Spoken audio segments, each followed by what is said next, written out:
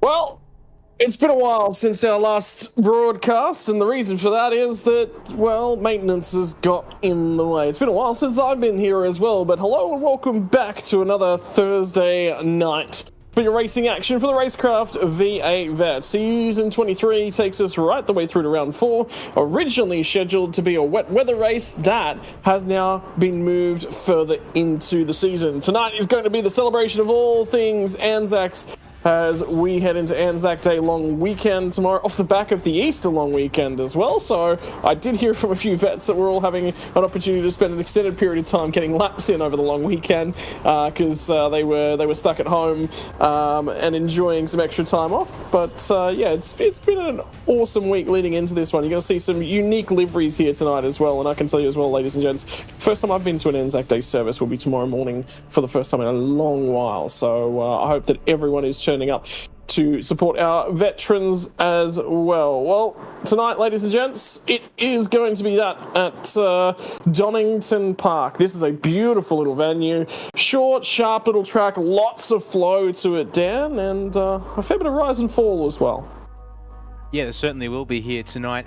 Scott, thank you for joining me here once again, and yeah, well, good to have you all watching along, whether it's on YouTube, Facebook, Twitch, or Kick this evening, and well, for chiming myself in here, where I'm usually keeping myself quietly along in the background as apparently had an MIA David Haynes, or I somehow completely missed the fact that David wasn't going to be available. So we'll see if that changes randomly at all during tonight's broadcast, but focusing here on indeed our circuit tonight, classic circuit of Donington Park here in central England, and we are using the Grand Prix layout tonight, Scott, as well, so we will see drivers having to tackle the 910Ss as well as the rather rectangular looking turn 11 there of the Melbourne hairpin, and then doubling back into the Goddard's hairpin to finish the lap as well. It's quite an interesting track as well. Of course, you've got corners like the old hairpin over at turn 4, which is certainly not a hairpin by any stretch these days, but nevertheless, this is going to be a track that'll really test the drivers, I think, with how they can maintain car balance and positioning on corner entry around this place. Yeah, and also flowing, like you said, the S's down at 9 and 10 as well. Very, very difficult to get those right, not pick up a slowdown penalty, make sure you don't pick up the off-track. I think we are actually going to run, a lot of these guys are going to run up against the off-track limit here tonight. 200 kilometers as well for the racetrack means that we're going to get bang on 50 laps because the circuit is just about perfectly 4 kilometers in length. But yeah, this is a brilliant old circuit. Like I said, rise, fall, and flow. And one thing the new car doesn't like is that flow. It wants short, sharp stops and turns, and the racing lines throughout the corners that have changed. It's not as bog standard. You use all the track. Sometimes, as places like Magny-Cours, for example, you're not necessarily going to use all the track because you want to get the car pointed as straight as possible, as early as possible, to prevent wheel spinning, which is a big thing that we're seeing in these new chassis as well. So either way, this is going to be a challenging little circuit, bouncing up and against the limiter, getting the car back down through the gears. First gear at both Melbourne and Goddard's. Don't light the rears up if you can prevent it. But yeah, Donington is a classical style circuit. This is going to be a ton of fun. Let's take a quick look through our championship standings. I believe we'll have just about ready to go there, Dan. And Sure, this will be interesting to me because I haven't been around thus far, but so far, much the same as we saw last season, Jordan Ross in control in the early running. But should we see an untimely safety car? Well, it's a wide track. May not necessarily see the safety car here tonight. That could open up some strategy options. Wayne Walker grabbing a bunch of spots, as was Gallen and Mark Poynton deeper in the field. Dean Logsdale also grabs himself 11 spots after third last time out to bring himself inside the top 10. Keep your eyes on those standing. That is going to continue to evolve as the season moves on. But the guys on the slide were the drivers who did not start last week. Jeff Thomas and Stephen Varga both sliding 19 spots to 36th and 37th, so right next to each other in terms of points. Yeah, that they were indeed, and also shout out there to Dean Logsdale after his first podium in Split 1 at Mid-Ohio 2 weeks back for round 3. Jumps up into the top 10 there as well, so look to see how he can continue the streak, or the form there. Had a decent race at Sebring, a shocker for round 2, and then on the rebound the last time out at Mid-Ohio. But as you said, talking about the track map being just a hair over 4 kilometres long, and as you pre-alluded to in that one there, a 50-lap race puts us a hair over the 200-kilometre racing target here tonight to stretch our legs a little bit once again, and that means that the drivers who care about the championship and getting points on the board tonight, 38 laps must be completed to reach the 75% marker and therefore score points based on your finishing position tonight. Fixed setup in the 200k race means we will be starting on 50 litres of fuel tonight, and they have been capped at the 70% marker once again, Scott. So fuel strategy here tonight will be a little limited in what you can do, but saying that, you also can still stop early, have to run a fair way though into the race tonight before you can make it home there, with right on about the halfway mark being when you're safe to make it in. Yeah, and the big thing from that is going to be really, really... I was actually just looking at some stats, so I was like, hang on, isn't the stall gift that just ran over the last couple of weeks 120 metres? And yeah, so this is 200 metres... 200 kilometers plus a stall gift race at the end. So a little sprint race. There you go to think about. But fuel burn, you can lift off, you can save. Overtaking difficulty, I think, is going to be extremely high here tonight. But yeah, keeping it in the back of your mind when you can get the car home will be critical. What does the strategies look like? That's the basic information. But now, the troughs and the valleys. Well, the big thing is have a look at the fuel save and how that will diverge where you can get to. A little bit of saving gets you that one extra lap. You're going to have to save 180 millilitres of fuel every single lap to get to 15 laps. All the way back up to a full tank is going to be in the room about 37, 38 seconds static in the pit lane. Remember, 70% fuel restrictions, 93 litres available to us here. Probably not wanting to fill the car all the way up. That's how you burn those front tyres off it. So it's going to be that mix of making sure that you've got to add yourself 26 to 27 laps to go maximum range. Total fuel drop, though, what are we expecting in terms of total fuel drop here tonight, Dan? Somewhere between 123 and 128 litres across the two stops here tonight. Rightio, so that's what we are looking for. In terms of things, ladies and gents, and I can tell you, qualifying is right about to finish up, so there's a couple of drivers that are running their practice starts. We've got a warm-up that'll be on its way here in just a few moments as well. Yeah, well, we'll do, Scott, here. So I'll bring us to one last thing to talk about before we look at the warm-up and the grid for tonight. We have had a slight adjustment to the way penalties are calculated for this season. We did talk about it with David and Brock during the round 3 broadcast, but I thought I'd just bring it up once I get on screen. It's a very, very minor tweak. So for the sake of things, it's not too different to what you might be familiar with, both as a broadcaster and when you spent a season as chief steward of Split 1 a couple of seasons back. So nothing too crazy there, but those are the numbers and stats to be worried about. And what it does mean is I now have actually got prepared for us the license points accumulated this season by all the drivers so far. I did do a little reset on those points as well, despite the intention that the points will carry across seasons going forward if you earn them later on in this season here. So what we've got is Chad Lewis is going to be our first driver who hits a license point penalty threshold officially at 20 points. Will be required to start from the pit lane.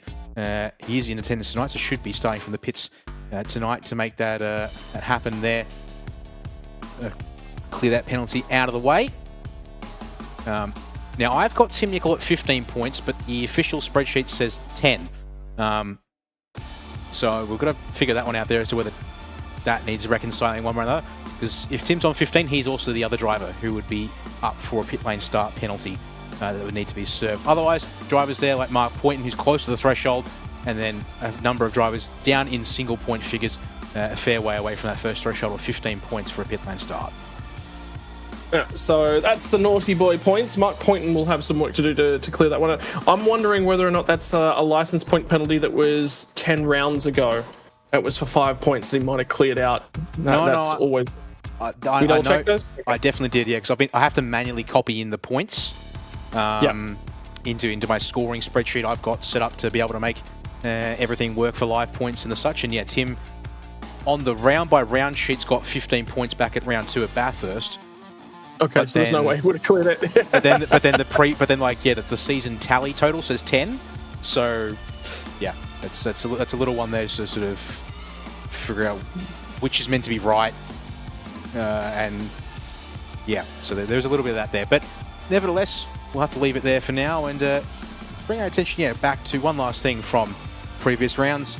As you're familiar with, Scott, Chubby Lonsberger's driver of the day, and reflecting back on round 3 was this driver here on screen now. First podium in Split 1 in just his 3rd start, and Split 1 too, although what you were just telling me before we got live here tonight, Scott, definitely should have been up the order a little bit more. Dean Logsdale here bringing it home. 3rd place in Mid-Ohio, fighting out with Ken Latta and Darren Lobbs and the like, and we thought that was quite worthy of Chubby Lonsberger's driver of the day for that result. Yeah, either way, up there and on the podium means that he's there and he's in contention as well, and I think that's always well and truly worthy of a shout. For Dean, first podium in Vets in Split 1, big opportunity to capitalise on that and the momentum that he's had going thus far this time out, and I can tell he was actually quite quick the other night from around this circuit as well, so he should be fairly comfortable. Right, so I can tell you qualifying's in the books. We've got about a minute and a half left before we'll actually jump over to our gridding. So just a few little bits and pieces. One of the bigger things I think as well, of course, the zoom wall. I imagine I do see a red dot on Michael Stewart's racing tracks. I was about to say I'm pretty sure Donington Park would be up and on that wall somewhere. So I'm hoping that track actually highlighted out for us. In the meantime, Dean Flavel's back with the dyno on the top left. Stacey Boyd, Jeff Thomas, Chad Lewis will be starting from pit lane. John Gallen, good to see him back. I did a fair bit of chatting with him in the off season as well. He wasn't sure where he wanted to be this season and what he wanted to be working on, but the big thing he was going to do was upgrade his PC, and that seems to have worked massively for him, brought him a long way further forward. Damien Cairns as well. Michael Stewart, Travis Hunt, Dave Kirby, Greg Sharp, and of course Kenny Latta in the bottom right are your bonus point recipients for showing us their ugly mugs. That they are indeed. I'll get you the grid as soon as I can here. Unfortunately, it would appear I'm having a small moment with our overlay software just to give me a bit of gripes, but we should be able to get that fixed up here in a sec, and we'll get the grid up. Since qualifying all done and dusted, we can of course run through those results, and I see within the session at least 37 drivers having set times, and indeed 3 drivers, including Chad Lewis, who have not set a qualifying time here tonight. So that will be our grand total of 40 starters for Split 1 here tonight. Scott having a crack at taking the top step, and when I get those qualifying results up on screen, well, I'd say have a guess at who's made it into Split 1, pole position, but it's not all that much of a surprise for those who have been following the season up until this point. Yeah, so it will be Jordan Ross that takes himself out another pole position. And up at the pointy end of town once again. Starting alongside of him will be an interesting one, and it's a return to form finally with the 099 car of Darren Lobb, who will be starting off to his outside. Wayne Walker and Ken Latta are going to be making up row number 2. And then from there on back, we'll actually get back to Logan Barnett. Bruce Tannock's actually managed to find himself a turn of speed. Good to see Bruce finding a return to a little bit of form for him. Matt Vanderkrant and Michael Whiting are going to make up row number 4.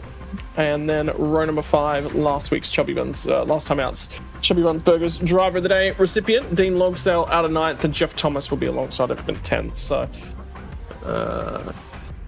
good to see that Gremlins, when everything's working, are still a part of the series. I know how hard you guys work behind the scenes to get everything working. So, bear with us, ladies and gents, because all of this sort of stuff is quite, unfortunately, you can put as much preparation and effort into getting everything to work right, and it all does work right. And trust me, Jay puts a lot of work into this because I talk to him about this all the time.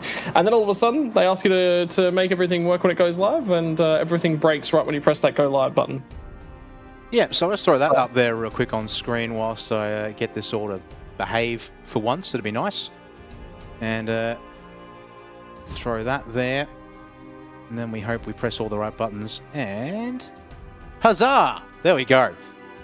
Grid and liveries all sorted. So there we go. Front row. We have to speed run this now. Scott Higgs, we've got about a minute left in session. So Ross and Lobb, Walker and Latta, your top 4. Row 3 for Barnett and Tannock. There, as you see here, plenty of the Anzac tribute paints on display in full force. That's why I wanted to get this sorted in time. Top 10 there after Vanderkrant and Whiting to be rounded out by Logsdale and Jeff Thomas. For this one here tonight, Stone Street Nickel on the first row outside the 10, followed by Chris Burridge and Justin McLean there for row 7. Joe McKnight, Stacey Boyd there for row 8. Row 9 to Dean Lavelle and Stephen Kennedy.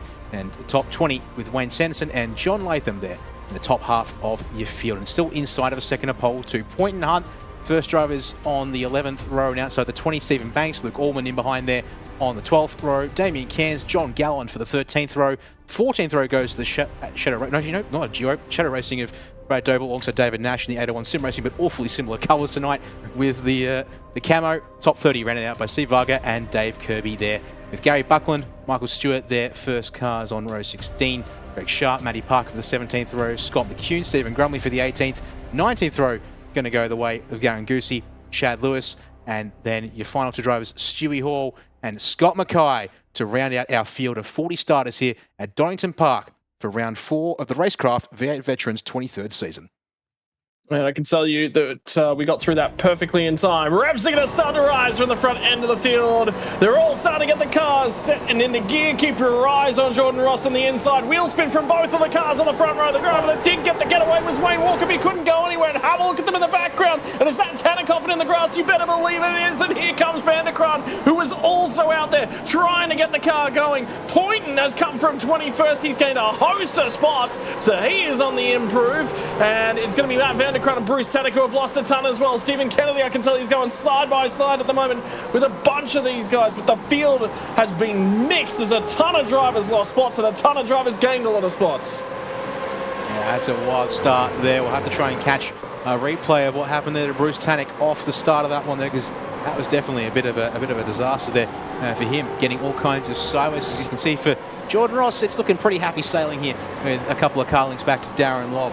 Just going to look further down the field here to the drivers who are shuffling and fighting their way. Look at this. This is where the pack action really starts to shine here in the middle of the road with side-by-side. That there looks like David Nash up the inside of Travis Hunt as they work their way off of onto the back straight by those things. Yeah, big gainer on lap 1. Jeff Thomas inside the top 10 went from 10th to 6th. So he's gained a whole host of positions. Just seen an issue for Stephen Kennedy on his way through the chicane. So he's going to drop a couple spots. We're looking at this deeper in the field. And have a look at the sun glinting off the bonnets on the run down to the Melbourne hairpin for the first time in 50 here tonight. 200 kilometres worth of racing action. 50 circuits of the Donington Park GP layout. And it looks like the field have survived lap 1, albeit relatively tame considering how much is on the line in that lap 1 and the ability to move your way forwards and lose spots. Difficult overtaking prospect here tonight. The reason for that, there's nowhere, you've got to get fully up and alongside, and that is very difficult to do with a lot of these braking zones. They're not straight braking zones. No, they're not at all. And so that will be, as I said, one of the tricky things the drivers are having to manage here tonight with this car and figuring out how they're going to be able to make it work around this circuit. So lap 2 now getting underway, and the gap is pretty comfy up front. Jordan Ross, even you say, oh, it's still under a second. Well, when it's nearly a whole second. Unlike this veritable snake, which realistically starts maybe, say, here at Chris Burridge and could go all the way back into the 20s, if not 30s. And even then, it's not that far up the road. It's Tim Nicol, who's the last car in the top 10. Side by side, further on down the order. Can we pick up who it is? It's John Latham up the inside of Wayne Sanderson into the Esters. There, let's do. Oh, car around though. And that's Nash backwards. Fortunately for David Nash, I think he might have gotten a little bit of assistance either way. He is now facing in the wrong direction and tumbling down through the results. I can tell you it was contact with the car that was ahead of him, actually. So it was Luke Allman having to check up for a car that was ahead of him. Just listening in, we've got an update. Oh! There's multiple cars on the front straight out and in the grass, and another car exceptionally slow. Jamie McKnight impacted. And I can tell you it was all kicked off around Tannick yet again because he was one of those cars that was moving exceptionally slowly. Well, they were the 2 cars that were just in the grass there on the exit of the final hairpin there as they made their way to start the 3rd lap. So, a bit of pandemonium there, and as a result, it's happened right as I was listening in to Race Control, who were going to give us some instructions on the outcome of lap 1, but I think based on the fact that I'm seeing nothing in the points penalty. there. It was the post-race points penalty. I didn't hear who it was assigned to, but it was a post-race points penalty. Probably an opportunity to grab a replay and go back over that one, because that might tell more of the story. Yes, let's go back to indeed the start of that race, because unfortunately it's happened right on the grid for the pair of these cars. So focusing here on Bruce Tank to start things off. Yeah, this is the angle we had to start. We'll go back one more time. Now we've got the angle fixed up. I think it's going to be unfortunately a case of big fat 11s. He's out the rear tyres here, Scott. Well, he actually got a really, really good getaway. The first phase of the launch was brilliant, and then he's just stabbed at the throttle. And I was actually talking to a couple people through the week about how, as you can see, the initial launch, he makes ground. He makes a lot of ground, so he timed that launch perfectly. And then it's the second phase of the launch where you fire the tyre. You've actually got to come out of the throttle a little bit and then get back into it. So the initial launch to get drive, you can actually carry a little bit more throttle pressure as you bleed the clutch out. And then there's that one from David Nash. To be fair to David Nash, he actually got in the back of Luke Allman ahead of him, and Luke Allman was checking up for the car ahead of him, which I think might have been Stephen Kennedy. Yeah, you can see it. There's 2 cars going in side by side of the chicane right here. And Nash was a little bit hot in, given the cars ahead of him were checking up. Yeah. Unfortunately, it would appear that just a bit of an unforced error.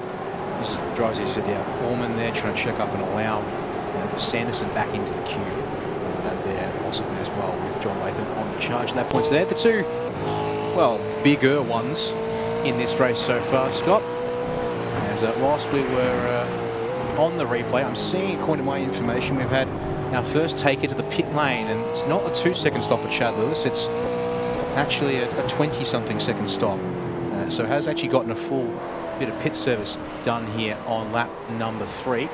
right after the compulsory pit window is open. Let's see what can the ERT driver do. Had to start from the back of the field anyways, mind you, when you keep that in mind. So this might not hurt as much as you'd think. Clean air though, what can he do with it? No, I think that's the big thing, is that he needed to get clear air. He recognised that he was getting caught in the train and not really able to make any ground, but clean air will present him that opportunity. Just taking a quick look, Scott Mackay from 42nd spot, he failed to set a time in qualifying. Oh, no. Oh, no, there's more. That's Tanek again.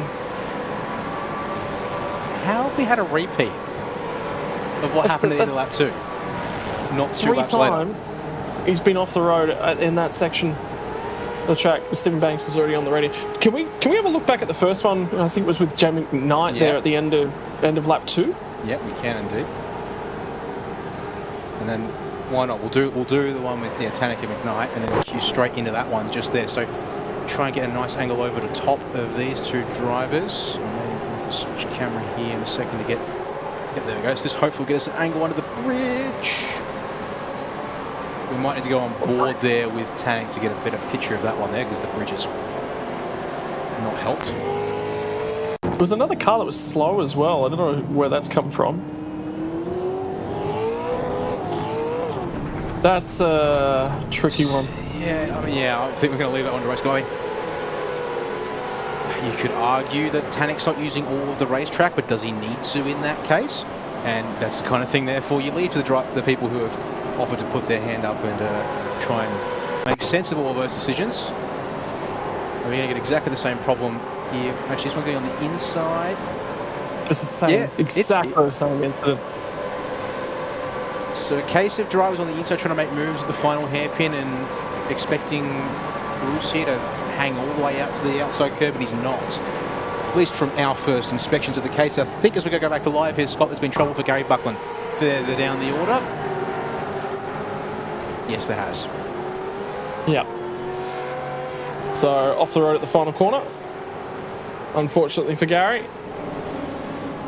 And it looks like there might have been contact to put him there, which will unfortunately just have to sit around and wait to catch an update on. Dean Logsdale's now has moved himself up to 6th spot. Jeff Thomas has grabbed another spot as well. So somebody ahead of them might have tripped over and run off the road. Logan Barnett's just lost some spots. So I reckon Barnett might have had some sort of an issue and dropped a couple spots at some point.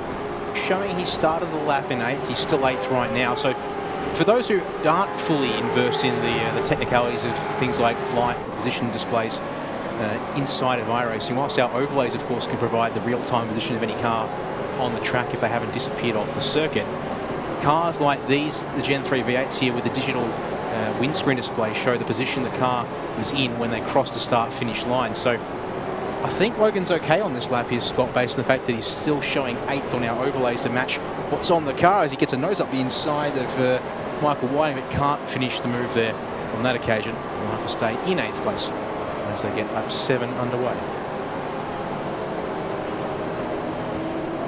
Okay, I found it. So it was actually Jeff Thomas made a slight bit of contact with Logan Barnett at the Melbourne hairpin on lap 1. That's how those positions changed. As I said, Jeff Thomas got a great start, and he did. He got up to 6th spot, and then later on in the opening lap, he got up to 5th spot. So just found that one. Scott Mackay continues to be the driver that's on the move. Stewart's still gaining as well, but yeah, Jeff Thomas +5 from 10th spot inside the top 5 now. And he matched Wayne Walker's most recent lap time, but just matched it. So that might be the halt in his progress. Now, from now on out, it's going to be tyre conservation. Have a look at Wayne Walker ahead of him in the rear of his car as they come up and over the crest at Coppice. Working exceptionally hard. The onboard shot from Jeff Thomas will tell a lot, but you can just see the attitude in the wheel. It's difficult. The car loves chicanes. Loves bouncing all over those curbs, but there's a big old bump on the exit of 9 and 10, and keeping the car pointed straight and applying the power over that is certainly quite tricky.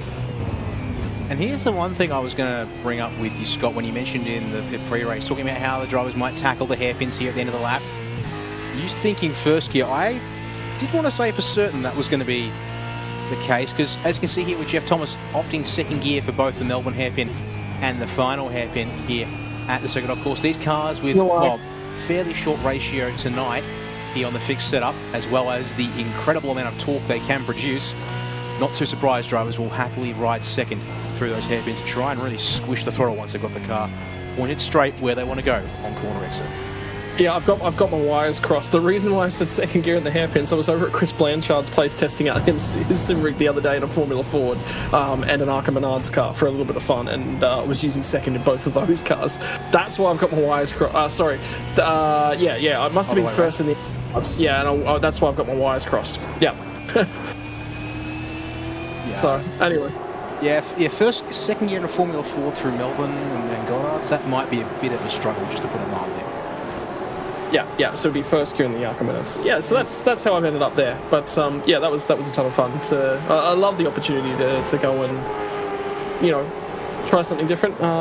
Things that I've learned, I'm no good with a H-pattern shifter. That was a ton of fun though. Try somebody else's rig out, and I thought I used a fair bit of brake pressure. It turns out I used very little. That was the other thing that I learned, which is, I mean, that's you know, to each their own. But interesting battle at the moment. Stacey Boyd looks backwards at Dean Flavel. Is that Matt Vanderkron going very deep and around the outside? And he will pull it up, but he will lose one spot. Will it be two? Because I think McKnight is trying to get down his inside as well. He did manage to hang on to the spot. Latham and McKnight are going to go toe-to-toe on the run into turn one, and McKnight's eventually going to hang on to that one. So Vanderkron did manage to hang on to the spot just.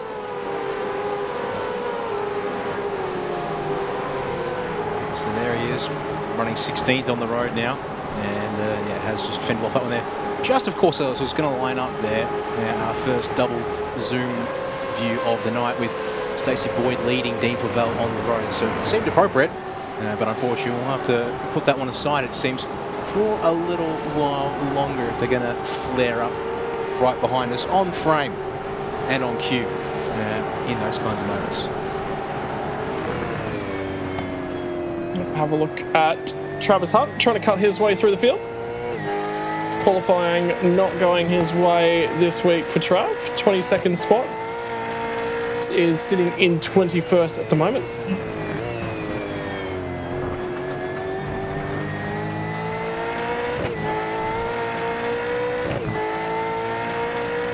So, update on the incident between Bruce Tannick. Well, actually, contactors. Travis Hunt gets down the inside on John Gallen. Just lean on him a little bit, and both of them will walk away, no problem. But yeah, for Bruce Tannick in car 123, and I believe it was car. What? They've given a penalty to Matty Parker in the 199 machine. Yeah. Which I don't think those two came to blows. Unless that's the Gary Buckland incident that we didn't actually look at on replay. So yeah, correct. That one is that one. Let's go have a look at that here, because yeah, we caught it was happening as we were looking at the replays of Bruce Tannick's dramas at the moment. And yeah, unfortunately for Matty Parker, that's you in the background, sir. Coming into the final corner. Oh, tipped around by the looks of things. Let's go on board Parker one last time to see that. So close, but not quite out of the Melbourne hairpin, and oops, but yep. Stephen Banks was the car, by the way, that was impacted. Him and Bruce Tannick came together just in front of that incident with Buckland. Oh boy, there was more in it down at turn one.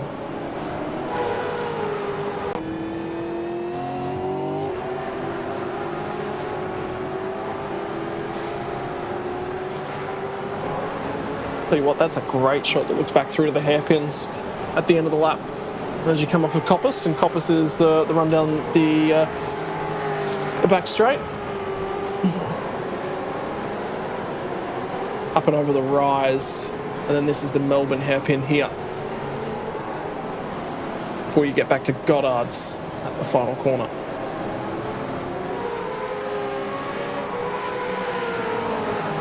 Has this been issues for Dean Logsdale that we're looking at the moment?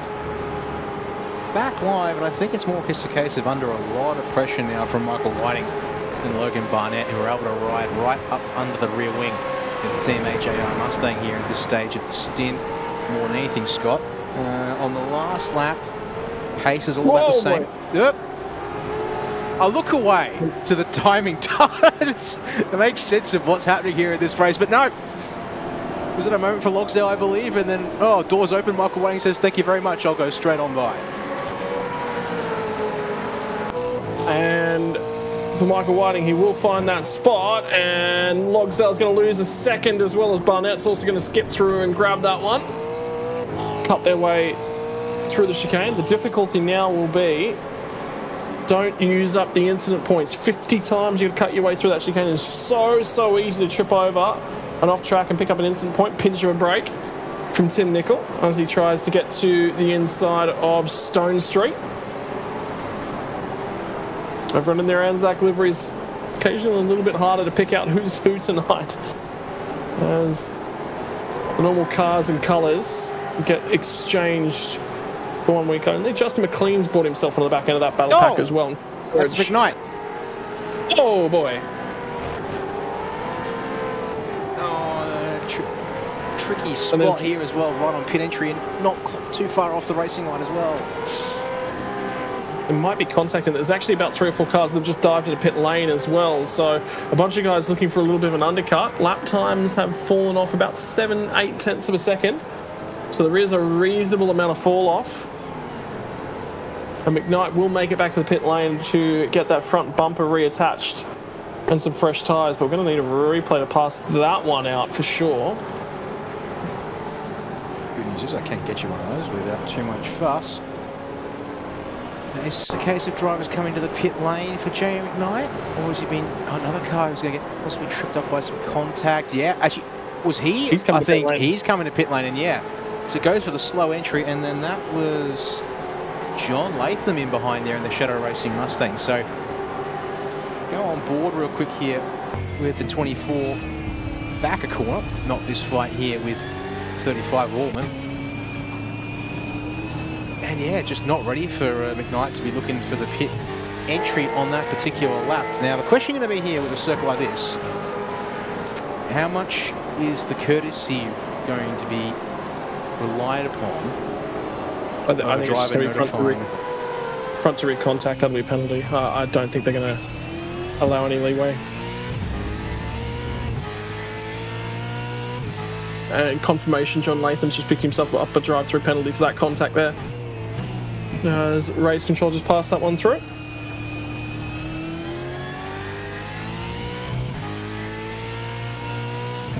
And he just immediately came on the mic and apologised as well. So, which is pretty classical from John.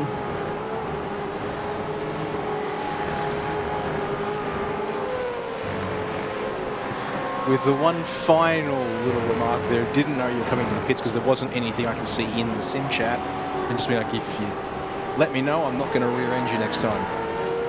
It's not for decision making. You don't dive bomb somebody or defend or harass like that if you're about to get into the lane. You want to set it up.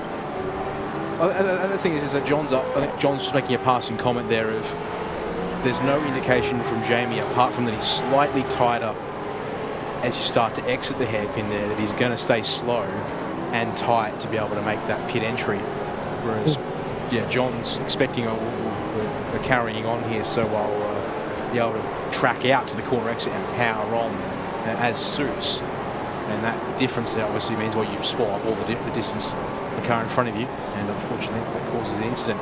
As there we go, a host of cars peeling in from this battle pack in and around the back half of the top 5. So Jeff Thomas, Michael Whiting, Dean Logsdale in at the end of lap 13 of 50. We're only about 1 lap away, maybe 2, from the end of the fuel window. So this is about the end of it here for these drivers anyways when it comes to the gas in the tank in this opening stint. Jordan Ross, Darren Lobb, Ken Ladder, Logan Barnett, Stone Street, Nicol Flavell, John Gallen, Stephen Varga and Brad W. top 10. All those guys continuing on. I think Michael Stewart's just had an issue. Yeah, he definitely hasn't launched himself to the top of the order. I think that's a toll of some description for Stewart. maybe, but at the... No, he's in the pit lane. It's somehow... It's broken my timing system, apparently. We're going to go with that. Yeah, yep, there we go. It just self-corrected. And has fired him back down to 29th place. Because he's your actual race leader, no surprises, coming out of the Melbourne hairpin. Now, we presume to see Jordan Ross will peel left here, get his first stop out of the way. Yes. I think Stephen Banks has just had a slow run. No, he was just rejoining the racetrack, that's why. Just noticing a couple of cars. Yep, so leaders now in. They've gone as far as they possibly can on fuel. End of lap 14, start of lap 15 as we tick over on the way into pit lane. Anyone looking to continue on? And here they all come. Yeah, no one looking to go for that 15th lap here tonight.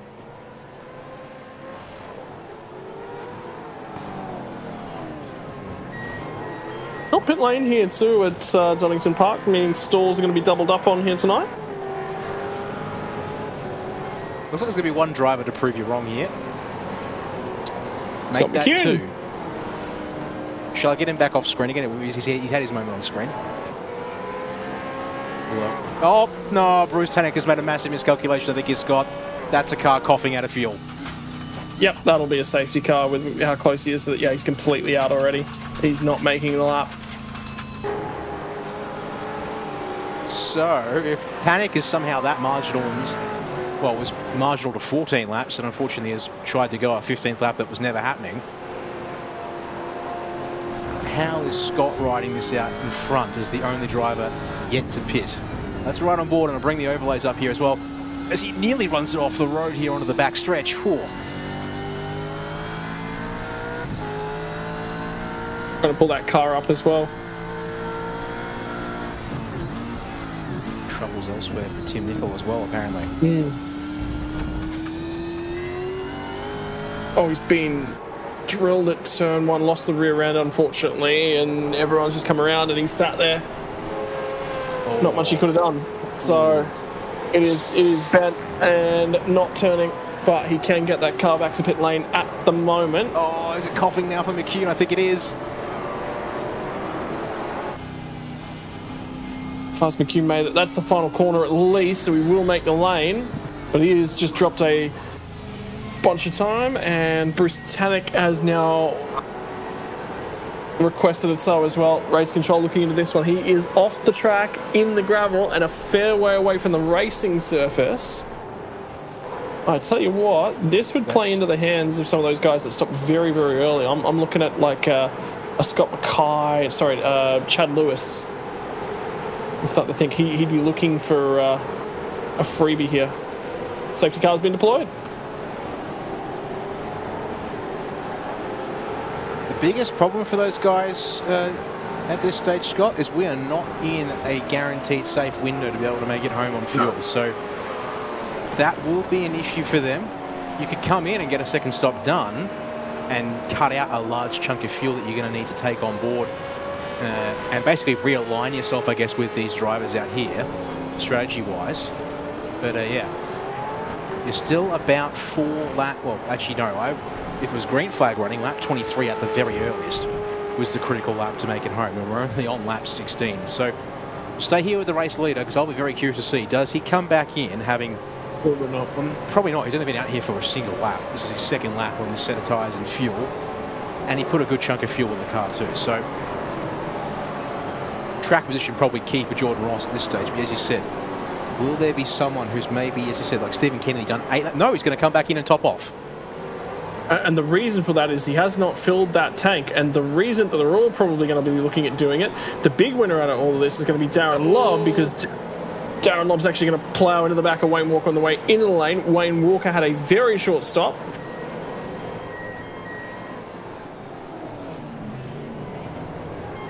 And they're going to fight it out all the way down. Is there anyone that's going to stay out?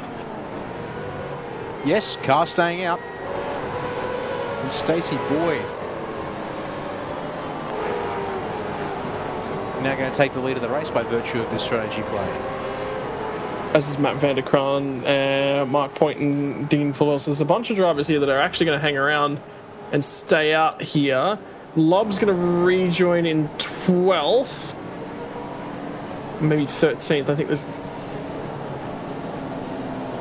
Yeah. And Lobby's going to rejoin in 12th. And as for Jordan Ross, 7th on the road. It was a short little splash there for him. Wayne Walker lost a few spots as a result of that one. Well, Chad Lewis has pulled a little bit of a master stroke here, because this has taken him from last. And remember, he stopped all the way back on lap 4. So he's been on those tyres for 13 laps or so. But he now sits 9th. The big issue for him is quite a hefty fuel drop to complete. He does indeed, but he doesn't owe anyone a stop. That's really the thing here. And in fact, if anything, his first stop, 24 seconds, is on par. Just about everyone who stayed out there first. He's only down about that 15 to 16 odd second mark to the cars that have come in under this safety car here. So I'd actually say, as you said, this is a very good move, I think, from Chad Lewis. Yeah, there are drivers there like Dean Logsdale, who's massive amount of fuel into the AJR number 16 in front of him at his green flag stop. But when you look at the cars that are ahead of Jordan Ross, Chad Lewis is right there with them on fuel.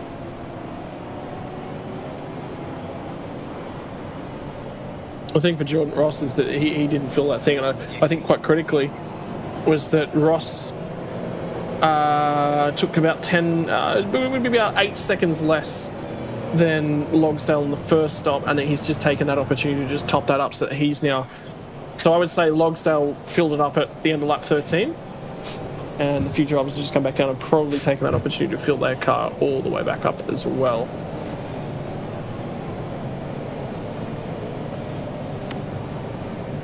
Is it appropriate to mention there's been some technical issues for the race control team out on the circuit? We're actually now sans safety car out on track.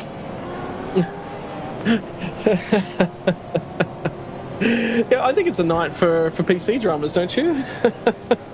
Yeah, so Stacey Boyd's had to assume pacing duties now for the rest of the field. I think we have a backup safety car in here tonight. We should, yes, it has now joined the circuit, so we should be okay. Yeah, that's funny. That's gold. It's really going all kinds of places. Although, how about this? If this is to be believed, bold call from the safety car out here, Scott. Wet tyres? Apparently wet tyres are on the McLaren 720S safety car, thanks to RaceKraft simulations. But to be fair, this was originally slated to be the wet round of the season, and we're in Britain, so... Be prepared for anything, I suppose that is true. Yeah. You'd know that, being a Melbourneite and all. Oh, yeah. No, 100%. We love to be somehow weirdly proud about the fact that, yes, you can have 4 seasons in a day here down in Melbourne. And safety car dramas aside, we are going to go back racing here at the end of lap 18. So, going to be coming to 32 laps to go in this one, Scott. Still a couple of laps away from the critical lap to make it home. So the safety car has come, I think, yes, at, for all intents and purposes, a very good time for the race strategy and how things are going to be exciting here. Question is... What it does mean for you guys watching along at home is that we actually don't have a good read on who's got control of this race from a strategy point. We know who's quick, but we actually don't have much of an idea of where this race is going to play out, because there are a bunch of drivers in here that have got full cars and a bunch of drivers that don't have full cars. Van der Kraan is a really, really good point to keep an eye on. Stacey Boyd is going to lead her first laps in V8 Vets Split 1 history. Mike Poynton's on with a good shout as well. Have a look at the fuel for Poynton as well. He is actually in a really, really good little fuel position at the moment. Van der Kraan and Flavel even better. Justin McLean, 33 seconds. I think he filled that car. No, he didn't quite fill that car because Logsdale added some more fuel.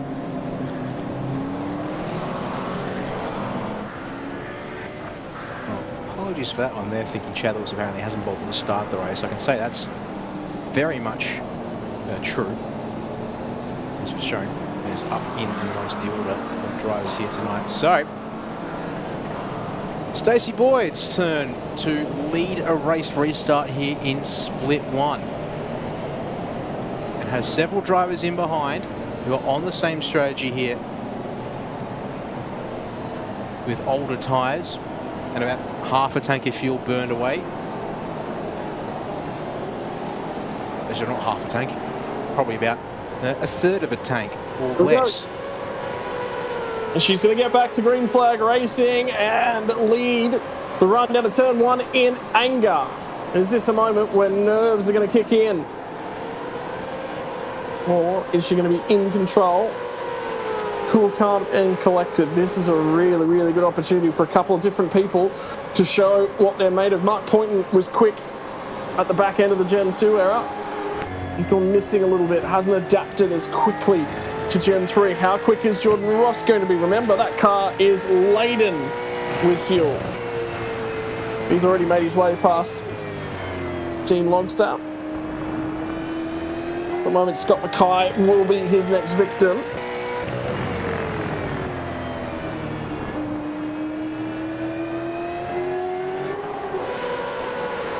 Chad Lewis should also have a very light car at this point in time as well, but that car is on very, very old tyres. So we'll have a quick car in a straight line. It'll get off the corners nice and well, but, you know, actually applying the power is going to be not all that easy. For Chad Lewis, well, realistically, he can only go probably another 10 laps or so, and then he will be forced to pit in terms of fuel. That will also generate him a massive undercut on the strategy yet again. So he isn't in too bad of a position. Have a look at the traffic trying to feed their way down into the hairpin. Michael Whiting came back in for that top up as well. He's gone towards the rear. And this is going to be very interesting here. Like, yeah, drivers like Jordan Ross, I think, put themselves in a perfect position as that's Scott McCune having a bit of a hairy exit out of Goddard's. And the door now wide open for Stephen Varga to go up the inside into turn number 1. And it's actually open enough for Whiting to have a think about it. But then it shuts at the apex. Light bit of contact, both cars. Thankfully, it's still pointing the right way as we come down the hill to the old hairpin. But still, Whiting looking, and there's only maybe 4/5 of a car there.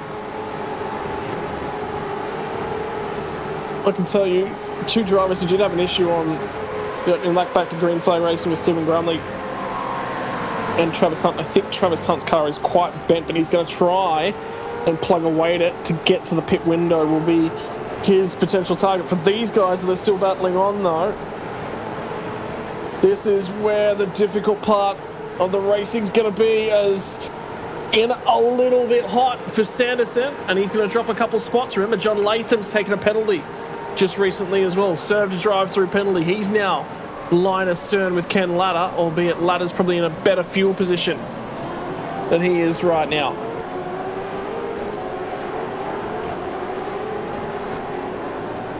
All right, down into the Melbourne hairpin once again. And nothing crazy out of this group anyways. Further up the field, Jordan Ross on the move, just picked off Dean Favell there at Goddard's. And that is now P number 6 for your pole sit-up. So Favell's actually slid a few spots. I believe he was 4th or so at the start of that last lap. So he's having a few issues with trying to fire his way back up. Yep, that is correct. Was sitting fair bit higher up the order. And yeah, Justin McLean and Justin McLean, Scott Mackay and Jordan Ross have all gotten past here since the start of this one.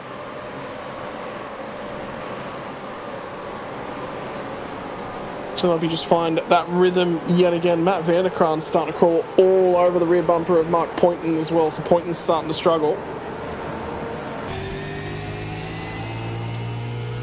Now remember, these two have got a lot more fuel on board for Stacey Boyd, and Justin McLean's got even more again. So they kind of don't want to squabble. They kind of want to get a little bit closer to Boyd and clear out and start to try and run away down the road if they can. Pace would suggest that they were a touch faster than Boyd. Justin McLean's actually running. I'm really enjoying this from McLean because he is very, very strong on where his fuel position is. He was just about running into the rear bumper of Matt Vanderkran right there. And in fact, he will actually touch him as they get to the apex of the Goddard's hairpin. What I might do actually is double up here on the tickers, and we'll put the pit stop information there on the standard vertical ticker here tonight, Scott. We'll leave the gaps cycling for a little bit up on the top ticker, up on the horizontal, and that way we can have a couple of bits of data all floating here on screen, just so we can keep track of the gaps on track, but also keep tabs on where everyone's at on pit strategy in this race so far.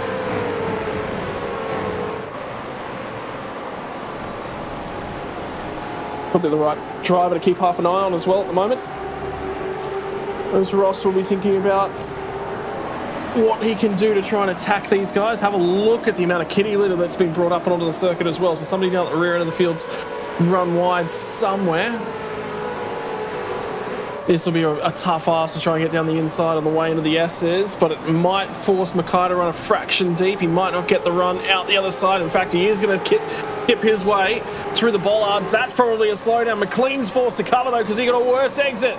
As they run a Melbourne hairpin, Mackay's going to try and go the outside, and Ross is going to try for the crisscross and the traction out the other side. Mackay could not get the power down.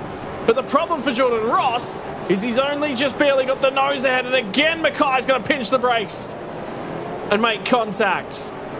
He's going to still try and hang it around the outside and keep the nose up the inside, because if he can hang down the inside, that should be the spot when they get to turn one, and eventually Mackay's going to yield fractionally. Before they get to the apex, though, he's still alongside, finally yields. He should have just rolled out a fraction earlier. Let that one happen, slot in behind. Those challenges here, yeah. Are you here? Are you going to try and race this one really aggressively, or are you going to try and you're here to play the long game? And maybe that there a case of a moment where perhaps it'd be best just to slow it up, play, and as I said, slot in, just roll the momentum for the rest of the lap here. But carry on. Ross up to P5. Trouble for David Nash further on down the order of some description. Has gotten back to racing speed by this point of the lap, but now sitting down deep in 37th. I think there's been trouble between Goosey and Scott McCune in the dirt and backwards for good measure. Oh no. Far he's gone backwards as well, so he got rotated at speed. Change for the lead as well whilst we're looking at it. Mark Poynton's got down the inside at Melbourne, and he'll grab the spot, and Van der Kran's going to try and chase him on through. Boyd is going to try and hang tough on the inside. Again, if Van der Kran can hang it around the outside, but finds the marbles, doesn't find the tip in, doesn't find the turn, lights the rear tire as well. McLean is going to have a go. Barely comes away with the spot. Now Jordan Ross ranges back on in. He's looking at McLean and thinking, I can have a crack at this one. Two right-handers as they come up and across the crest through the Craner curves. The red gate at turn one. Ross will slide down the inside. McLean will lose a spot. Now Van der Kran's gone from being on the offense to being on the defense. And he might yield very quickly to Jordan Ross and just see if he can't follow him through. Well, that got a little wild, a little fast there for a moment. And, yeah, these guys here trying not to overdrive. You feel like... Stacey Boyd. Something's wrong with Stacey Boyd. Boyd might have had a slowdown penalty that she was trying to clear. As she got it cleared now, I believe she has. Ross will go side by side. That was the break Van der Kran needed. That's put him a little bit of breathing room. Boyd will lose two. Oh, man, look at this. And as a result, they all stack up in behind. McLean having a look up the inside here into the S's. Had a look up the inside and then out the other side as well. Barely pulled that one up. He's going to keep his head on his shoulders because he's in a reasonable fuel spot. He doesn't need to get aggressive. They're all still getting checked up. Flavel's going to try and get down the inside. Dean Logsdale right out and around the outside. He's trying to hang onto the machine as well. Remember, he's laden up with fuel. And Stacey Boyd's becoming the cork in the bottle, blinking a little bit as well, just to make things a touch. No, sorry, it was Dean Flavel who was blinking fractionally there for a moment. And this is the view from Chad Lewis, who is on the oldest tyres of the lot, and he's about to have a crack at Dean Logsdale. The wild thing is, yeah, this pack is just cycling. Actually, backwards really is what's happening now. You've got Jordan Ross about to apply a blowtorch to the rear of Matt Vanderkran's car once again as they work their way down into the old hairpin as part of this massive scrum. But they've fanned for a second though. Logsdale has a massive snap at the front end on entry, but gathers it up for the apex and exit and hangs on to his spot for now.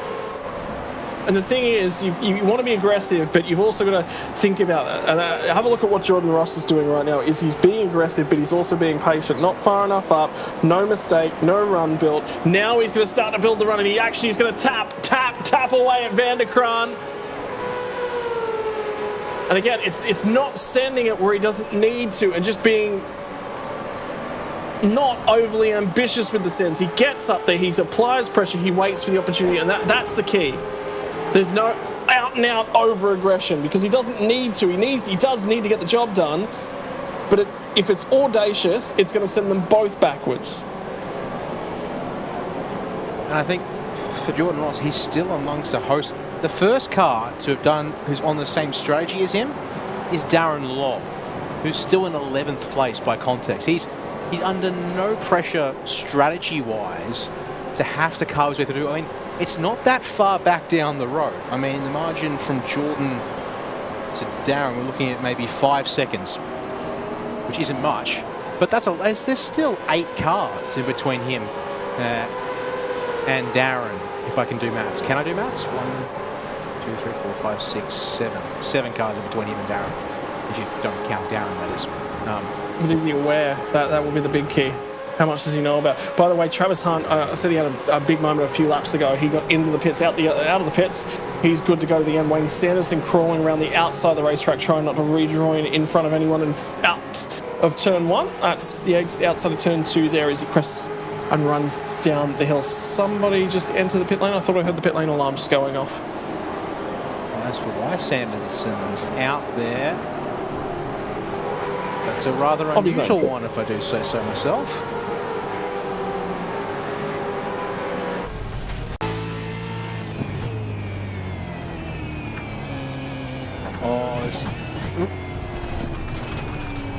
Some kind of issue there with his shifters, I'm thinking, for a second. So to go almost stuck in 5th, it seemed. And then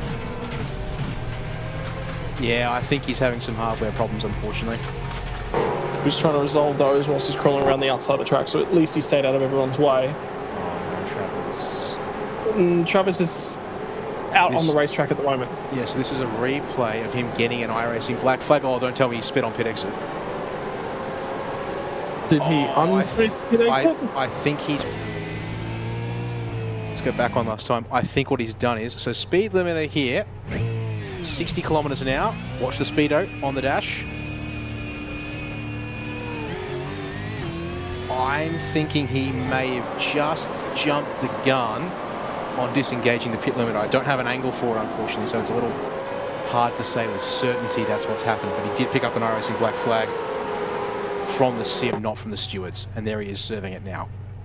And what he needs is Triple Eight's Mark Dutton to argue his case in front of the race stewards. You saw Will Brown. Well, effectively, the long and the short of it boiled down to, do you have any telemetry that shows the position of our car and its actual speed and its speeding? And they were able to say no, but we have a lot of anecdotal evidence that strongly suggests. So do you have actual proof? No, we don't. Okay, well, we're going to rescind the penalty.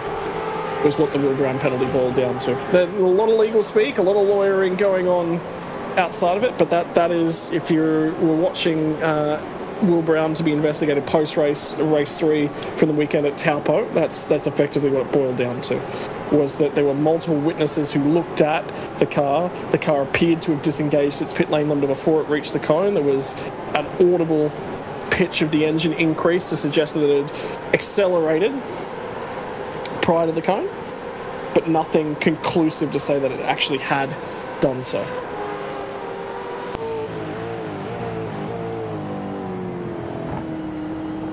Going back down the order here for a moment.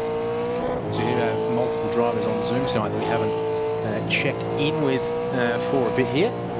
One of them, of course, here being Ken Ladder in the Fishy Motorsports 269. He's down 10 spots, but that is, again, partly due to the pit stop strategy that he's on. But he's now 4 spots behind Darren Lobb, who's second of those who are on this two-stop strategy under the safety car. And of course, still a long way behind Jordan Ross, who is now through on Matt van der Krank for second place, who is the leader of the two stoppers. Look at Mark Poynton, though. He has just disappeared down the road, so Poynton's doing a great job at the moment.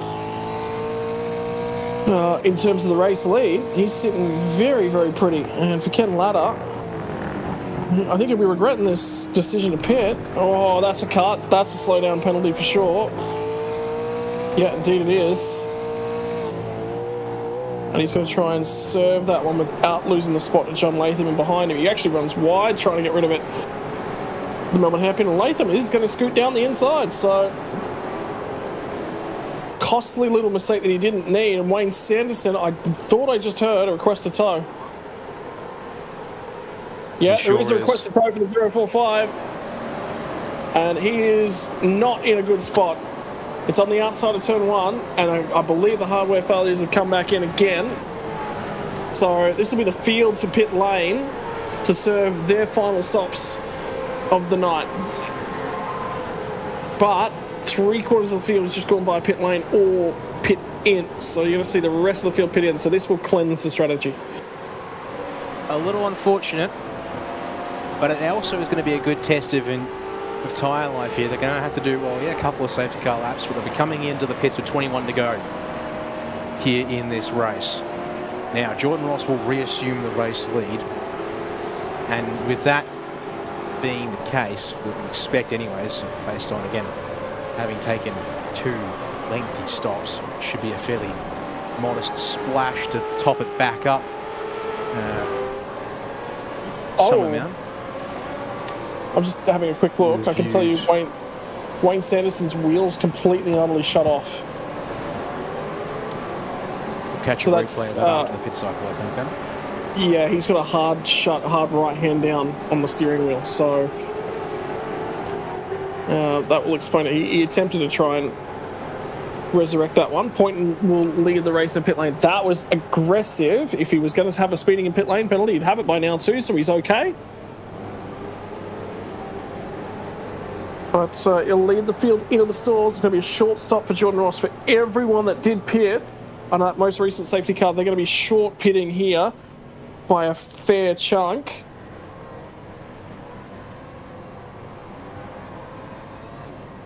And now we just wait. We knew Jordan Ross would resurface. I'm very, very curious who's going to be next out of the lane. Lob will get away. Wayne Walker third. Yeah, so it's going to cleanse. So all those guys that didn't stop are actually going to lose a bunch of spots. Oh, there's nothing in that one. Matt van der Krank's going to lose out to Justin McLean, but get ahead of Michael Whiting on pit exit there. So the unscramble. There was 1 or 2 cars that are actually cycling through that hadn't gone through the pits. Well, sorry, they did on the previous lap. And that's because, of course, yes, those drivers there who did so. And that looks like where van der Krank's. Yes, Chris Burridge has been able to get into, well, actually, sorry, just outside the top 10 now for the M1 Racing number 42 machine. And it was so tight out of the pit lane that they're asking race control to review a couple of those pit exit positions here, Scott. In theory, should be a huge gain for a couple drivers here. I'm just thinking Chad Lewis, yeah, he is a big gainer out of all of that. Scott Mackay is one of the other ones, but Chad Lewis, 24th.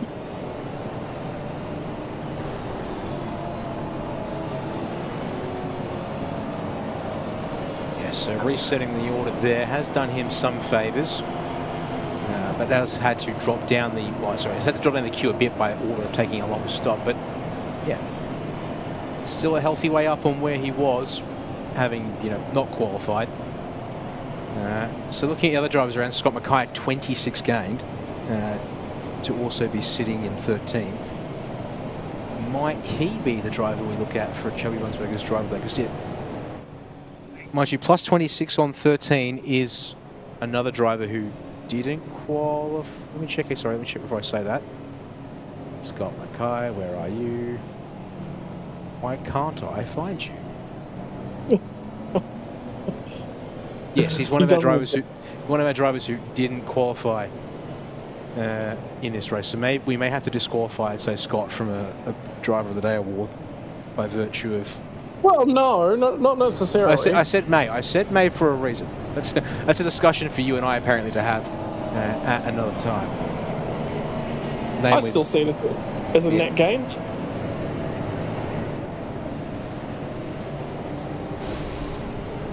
Particularly because he's not only had to overtake cars, he's also had to out-strategize and outthink them. He's done that, so.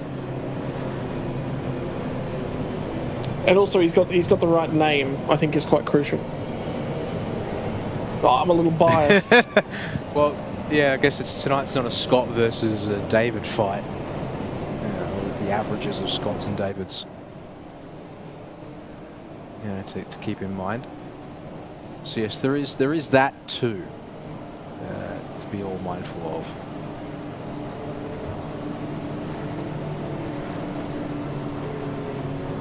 Oh, Jordan Ross is going to lead the way. And have a look at the difference in terms of pit stop time at that most recent stop. 11.7 seconds plays 25.6.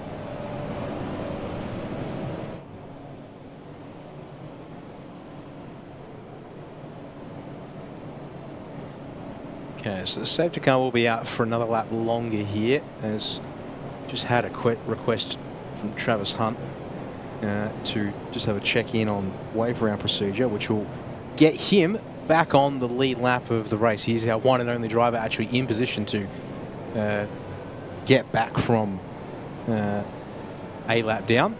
So, yay for Travis, I guess. But he's going to have some time here, Scott. Probably looking now at 19 laps on the restart. As we're actually sorry, it'll be 18 to go on the restart. We're coming up to 19 to go at the end of this one here. As you carefully pass by the entire train. And there you go. Gets there just in time for the yeses. If I was in the safety car, I'd just wobble across the middle of the road just to freak him out a little bit. Just, whoa. You know, brighten his procedure of unlapping himself. You know, watch yourself. I mean, I get the feeling. I just get the feeling that after the fact we've had one safety car, unfortunately, have significant technical problems. We don't need the backup safety car threatening a chaotic neutral moment that ends up causing a whole lot of evil. Why not, Dan? Such is the joys of car racing. But professionalism, Scott, professionalism. Which apparently we're not bringing to this part of the broadcast right here and right now. No. Let the intrusive thoughts win. So, Field's going to pass by one more time before the safety car will come back in, probably at the end of this lap before we get back to green flag racing. And confirmation they are going green at the back end of this lap as well. So,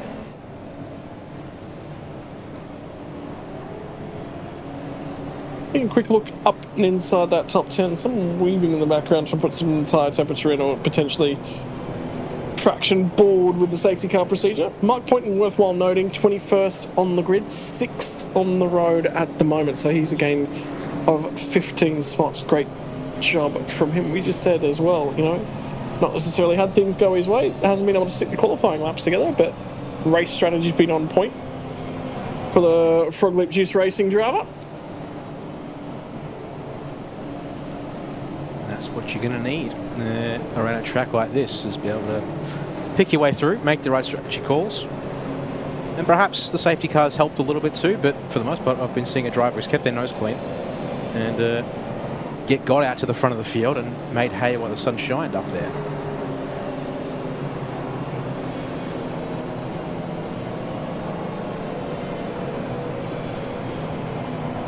So, probably worthwhile noting, Dan, actually I'm going to wander off to the cupboard and grab myself a Chocky Easter egg. before we get into the back half of this broadcast. A little bit of refill and refresh. To everyone watching along, how was your Easter? What did you get up to? I decided to go outside of the house, I know. Blasphemy, how dare I. And was appropriately punished for it. I am covered in mosquito bites. I look like I've got chicken pox. I was going to say, but it's April. And then I remembered you live in southern Queensland, so... Close to far northern New South Wales. Far north New South Wales, my apologies. I need to actually... Don't know my geography of the upper eastern coast. So there you go. But I guess, Wes, when you live that far north, I suppose winter is a very relative term. Well, winter is still, you know, you can still go swimming at the beach in the middle of winter and be totally fine. A little bit chilly. Only a little bit, he says. Well, with that in mind, it's coming up to race restart number 2. Your pole sitter, Jordan Ross. In fact, your front row. Actually, scratch it. Your front 2 rows are lined up once again as they were at the very start of this race. We're going to have 18 laps to go here, folks, when they put the hammer down on this second restart, and hope that it's the final restart of this race tonight. Safety guys just hit the lane now as we're coming up into Goddard's. When does Jordan Ross go? He's going to hold them to the apex of the last corner and launch in the most logical spot as well. Gets a good jump. Oh, no. Jeff Thomas dropped from the server. Oh, so he did. Unfortunately for Jeff, he was up in 5th spot at the time. He's going to rejoin the server and should rejoin still on the lead lap, but it'll be at the tail end of the lead lap. Oh, that's unlucky. Either way, Jordan Ross is going to lead us back off. Darren Lobb's going to see if he can't go with him this time, and an opportunity for Wayne Walker to stand on the podium again in that lovely red machine.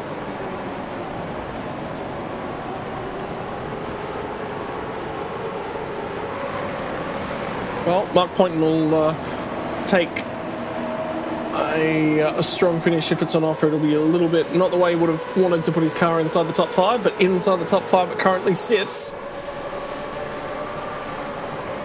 And after all the trials and tribulation, Matt Vanderkran is back in 7th spot where he started. I mean, yeah, the fact, as I said, I was going to rifle off, your front 2 are back where they started this race. Actually, then check, hang on, it's your front 4. Yeah, Point and McLean are the break up this lovely little trend of I'm back where I started this race, gang. Because then actually Vanderkran and Michael Whiting are also back where they started this race, 7th and 8th respectively. So of the top 10, there are only 3 cars out of position. Oh, sorry, 4 cars out of position. 3 of them have made big gains. This is the one exception, Logan Barnett, who's dropped a couple of spots back. Yeah, the only driver inside the top 10 who has dropped spots and still maintains position inside the top 10. Other than that, status quo for everyone else, and then big gainers. The stories of the top 10 so far tonight.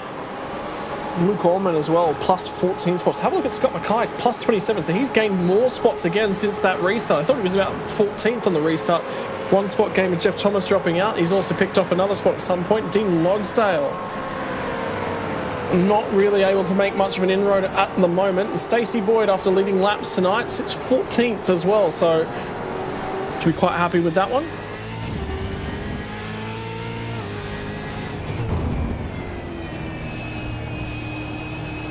Stacey, one of our drivers on the Zoom wall here tonight, Scott. So I was going to bring it up earlier, but then we had to break away to an incident unfolding elsewhere on track. This is what Stacey's got looking out the front of their car.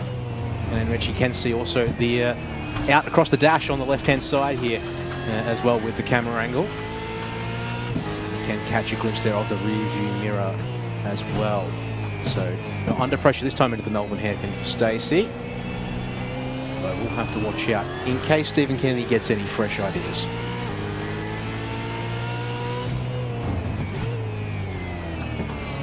Stephen's going to try and close as much as he possibly can. Darren Lobb's fallen back to 1.5 seconds off the race lead, but sets his new fastest lap of the race with 30.9. Oh, and by the way, Jordan Ross 30.2, 0.7 of a second faster than the field, so well and truly in hand for Jordan Ross at the moment. I do wonder whether or not Darren might be just sitting back on those tyres a little bit, just going, well, I'm not really going to challenge him for outright pace, so let's preserve some tyres.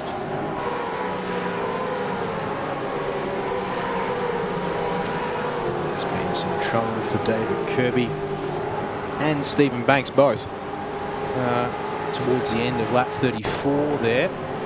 Try and pick it up here on the RaceKraft Simulations replay. Is the Goddard's hairpin going to strike once again? It is. We're managing to quickly jump back on board with Stephen Banks there so you get a better picture of what's unfolded there, but at the same time, it feels like that might just be something we've seen a fair bit here tonight, unfortunately, already.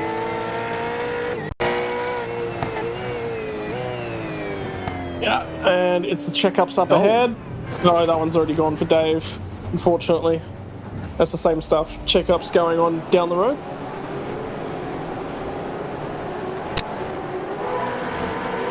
Update on Jeff Thomas. Did manage to get back out there on the lead lap. So he gets himself another safety car. He'll have an opportunity to drive through the field, but he's going to be relying on another safety car, which, I don't know, I just didn't think we'd get one here tonight. We've had two, so... And I mean, clearly it's not actually really a case of drivers over-driving it as well. Oh, whoa, more in the background is that Grumley, one as Goosey. well.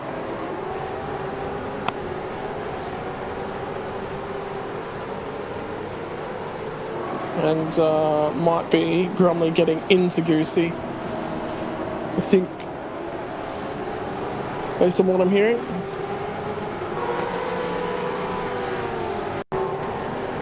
And That's Grumley run up to the behind. final corner. Very deep from Grumley.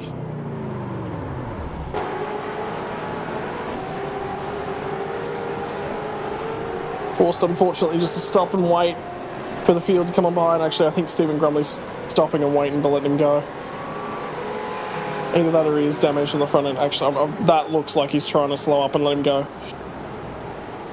Yeah, damage he does have, but not surely not enough in both. If ever there was more a sign, there it is right there. So a big oops, but gives it back and they can carry on.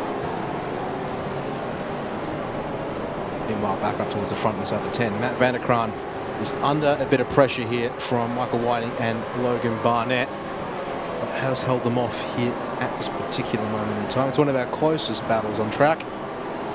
Unfortunately for us watching along, Darren Lobb has not been able to maintain the pace of Jordan Ross here on this restart. And these two have got history, by the way. Cost each other an endurance victory just recently when Philippine 600 were duking away for the race win. Whiting was a touch faster, aggressive, and Vanderkraan unfortunately lost the rear end. Well, after 600 kilometres worth of racing, you understand that they were both reasonably frustrated with the outcome. But back to elbows out and heads down. Yet again.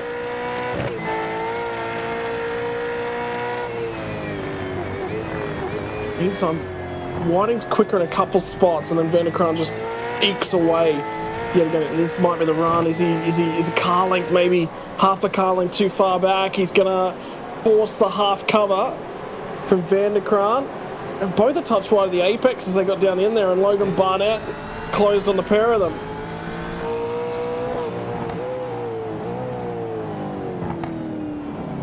Oh, Matt. And Vanderkraan's going to skip wide at the middle of the apex. He'll still try and get the power down. He's got the defensive line. To the inside of the road. Can he hold Whiting off? Is Whiting going to try and crisscross him? He'll slot in. Barnett was trying to show the nose as well. And then also backed out of that one. So again, they'll line it back up. Something's happened to Scott McCune after running quite well.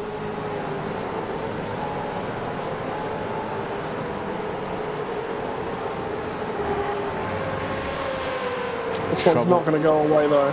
Trouble with the S's apparently for Scott McCune on lap 37 is the call there.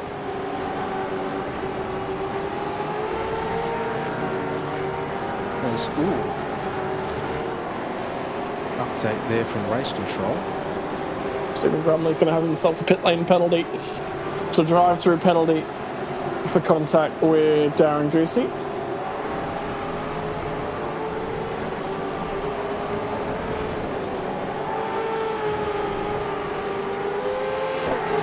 It's really interesting seeing these cars drive over that hump in the road as they come off the coppice, and Whiting's finally found the hole to get to the inside at the Melbourne hairpin. Whiting in the marbles for Van der Kran and can't get the power down as well, so Whiting will pick that spot back off.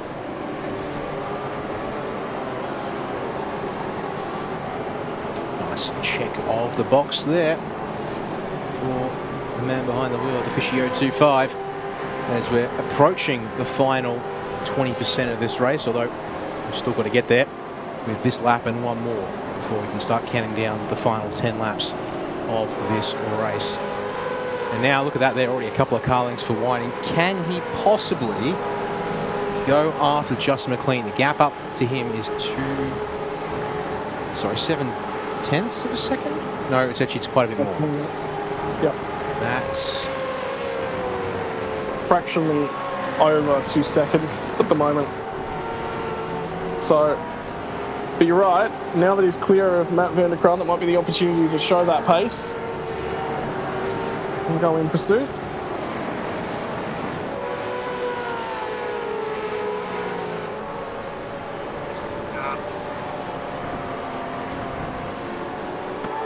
It was contact with the 017 machine and Scott McCune, so that will be Stephen Banks, and Banks has been asked to redress that position at the moment, so whatever the contact was, Banks is gained from it, and they'll redress it and go back to fighting. We'll also bring this one up here for our 2 podium placings in this race. Wayne Walker apparently has just found a bit of an uptick in pace on lap 38. Does that follow through here to lap 39? More like a dead heat. But this could get interesting if these two are about the same, or perhaps if Wayne can find a fraction more pace to really start pressuring the rear bumper. At this stage, it's been... Which I think Wayne Sanderson has joined Bruce Tank in having the engine detonate on pit lane. Yes, it has. Yep. Well, I mean, the wheel was already gone for him, so he was done for the day.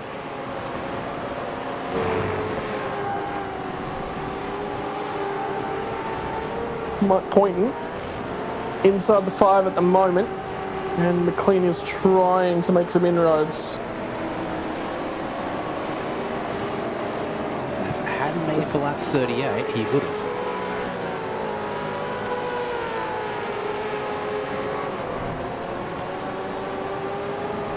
Watch them as they crest the rise there. Look at the jump.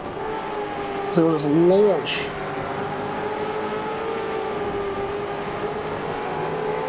On board, it's nothing. It's just a little crest in the road. There's nothing to it. But off board,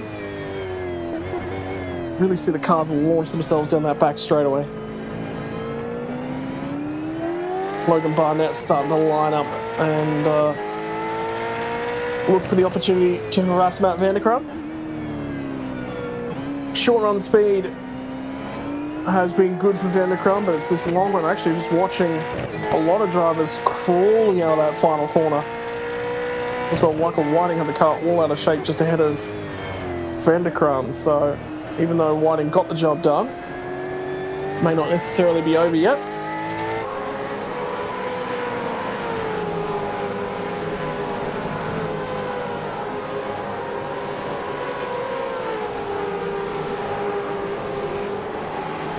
I think it is by any stretch of the means.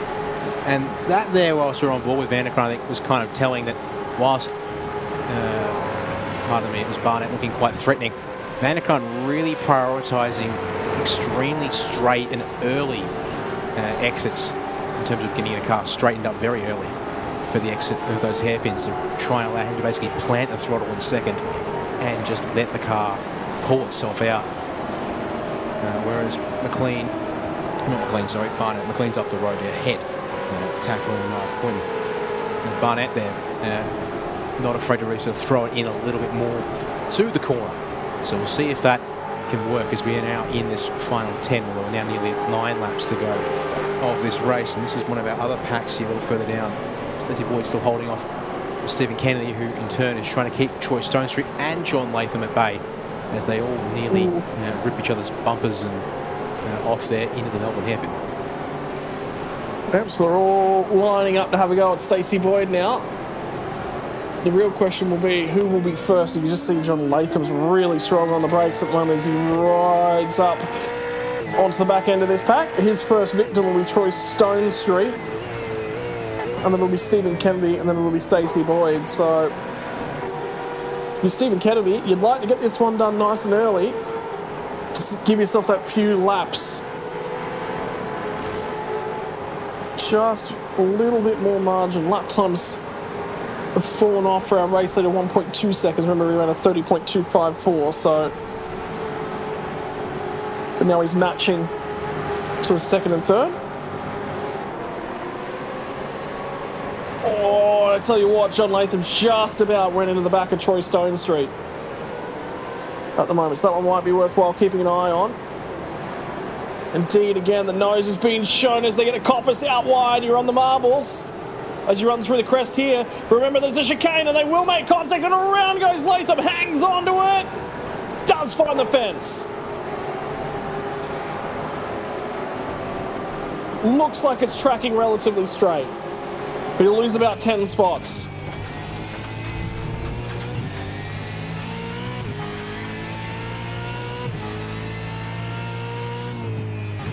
I think the assessment's accurate there. The car's okay, though he immediately fires it in to the Melbourne hairpin so deep that it doesn't quite pull up. As now Dean Flavell and Michael Stewart side by side. I was going to try and bring up some more of our drivers who have been on the Zoom, or we've missed out on really having a proper look at everyone who has added their camera to the mix here tonight. In fact, we've actually got 3 drivers almost in a row. Not quite 3. We've got Flavell, Stewart and Chad Lewis of this grouping. Actually, no, sorry, John Gallen too. We've got 4 in a row all on the Zoom wall tonight. In fact, yes, Greg Sharp, just in behind them, who's not quite part of the pack, is also on the Zoom wall. We haven't had a chance to check in with. So just a flurry of action on track, and I wish I could do multi-view on the cameras. Well, John Gallen just had a go at Michael Stewart, and that's actually neutralised any run he could have coming off the corner at the old hairpin down at the bottom end of the hill, and that's allowed Lewis to try and line up and have a crack. Don't forget, John Latham's just rejoined back into this pack, so that's Gallen on the left, and I want to say that'll be Michael. No, it's not Michael Stewart on the right. That will be Chad Lewis on the right.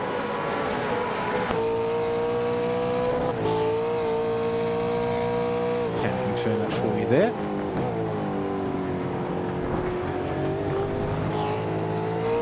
Lewis a touch wide as he gets through the chicane, and John Latham is right on his rear bumper. That's just immediately going to end up with Latham firing it up the inside, deep at the hairpin, but got the car pulled up.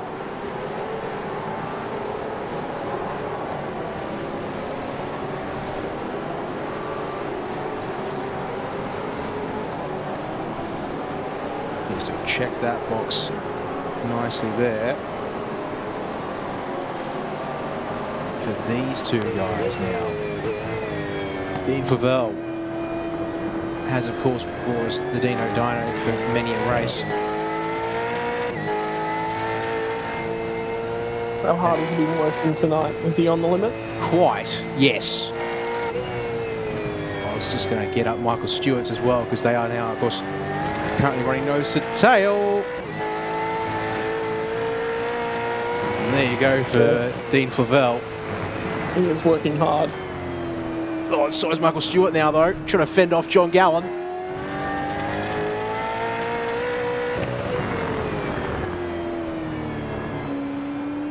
There's more drivers into the pit lane. We just had Stephen Banks, I think, park it up early, and Stephen Grumley's now just joined the pit lane also.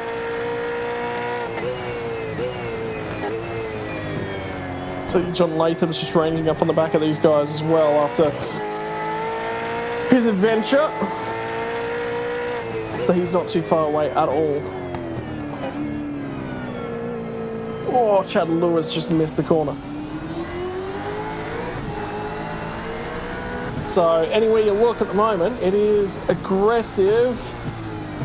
Everyone's looking for that overlap. There's definitely a bunch of guys that are being held up a touch here, but just nowhere to really line up and have a red hot crack at the guy ahead of them.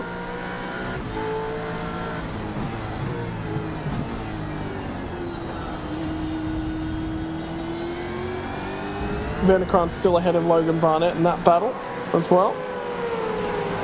McLean's fallen away, unfortunately, from Poynton. I tell you what, Mike Poynton's actually starting to come back at Ken Latta a fair way. I just wonder if Ken Latta might be fuel, so he might be in a little bit of a hole because he lost half a second on that most recent lap. Could have been a mistake. It was 2 laps in a row that he's lost half a second to Mark Poynton.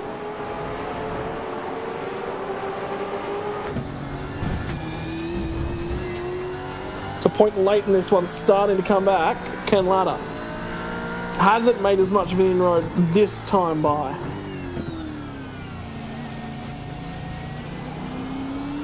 In fact, you look here at the sector by sector breakdown on this particular lap. Poynton strong at the start of the lap, but then through that lengthy second sector, Latta actually bringing back nearly all of the time lost to his favour. It's just maybe 2 laps there of Ken getting himself out of the rhythm and paying the price for it as a result, because there you go, end of that lap with 31.8 versus a 31.9. Close, but still hangs on to a bit of time there.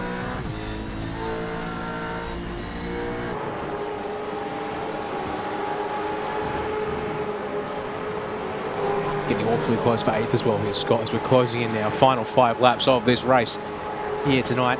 Our first 200 scheduled 200k race of the season. There's Dave Kirby, possible issues. John Latham's dropping down the order. Ooh. That car is a lot more bent than it was previously.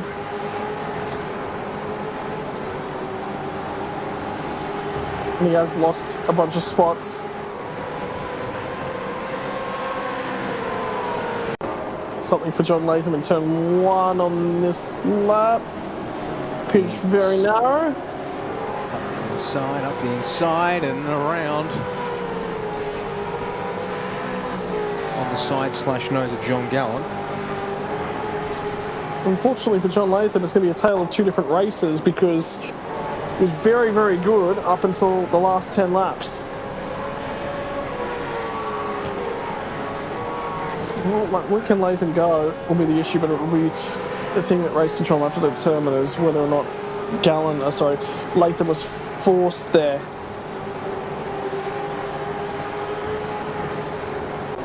I'm going to let that one go straight through to the team who are race control going to look after that one there and reserve all judgment. And unfortunately, confirmation from Wayne Sanderson in our YouTube live chat tonight, Scott, that his wheelbase apparently has packed up on him and caused all his problems tonight.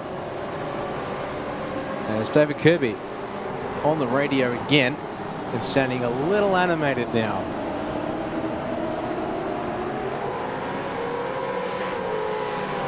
Concerned about moving on the brakes.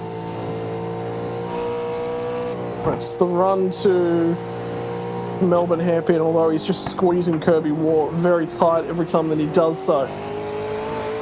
So you can see from Kirby's on board, there'll be 4 laps to go at the moment. What he'll be looking for is that he's trying to get a move done, and this might get it done before we even get there, because this time he's got well and truly... No! Oh, he rotated off the nose!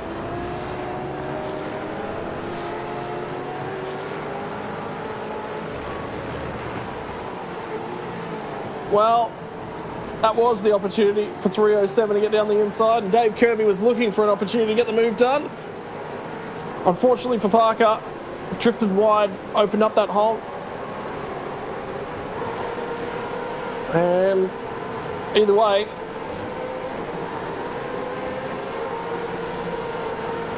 it's ended up in tears.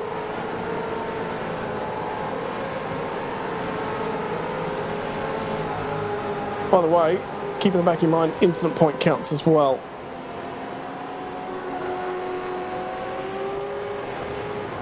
it could be just some penalties coming through on the final lap if these guys are just pushing those margins a little bit too far. Scott Mackay is now plus 30 spots on the night, by the way.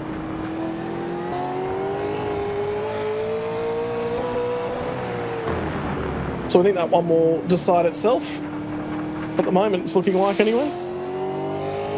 Yeah, possibly, unless anyone's spotted something we've missed tonight. Speaking of incident point blacks, we've just found one that's been issued out on the circuit. Yep, David Nash. You're right.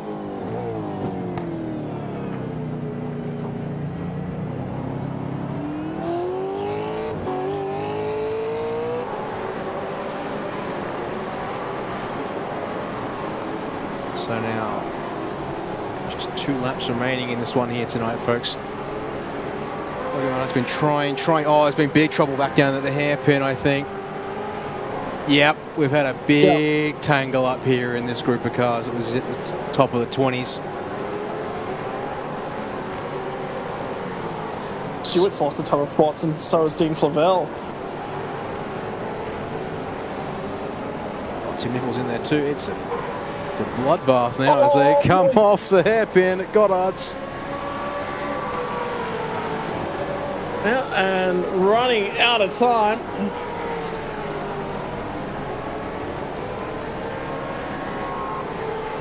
To get it done, everyone is diving at the hairpin with every opportunity they possibly can. Which, do you blame them? 2 laps left to run, running out of time. Got to have a gander. Fortunately, it's not going the way some drivers would have liked. It might be time for just a quick replay of the Flavell and Stewart incident.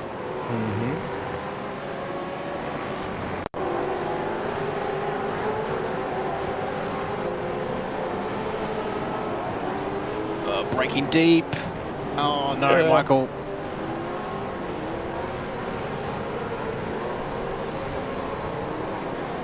He certainly waited. It thankfully kind of works without massively throwing a spanner in for everyone in that pack. But as we go back to the live pictures with this group, Tim Nichol now having tried to slip past Flavell and Stewart under assault into the Melbourne hairpin on this penultimate lap of 50. And you've also still got Jamie McKnight. You've got John Latham's in this battle.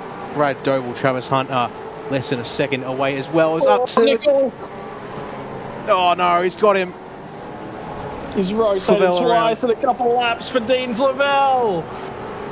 So the dyno will be going off the nutter at the moment as the white flag gets flown in the air. Another car at the back end of that pack's fallen off as well. John Ross has got the lead by about 3.2 seconds. Wayne Walker started to come back at Darren Lobb, but he's going to run out of time because they're on their final circuit through the S's for the final time. And this will be the critical one, is get through the chicane at 9 and 10 cleanly. Don't pick yourself up a slowdown. Don't pick yourself up a final incident point. So that would be critical on the final lap.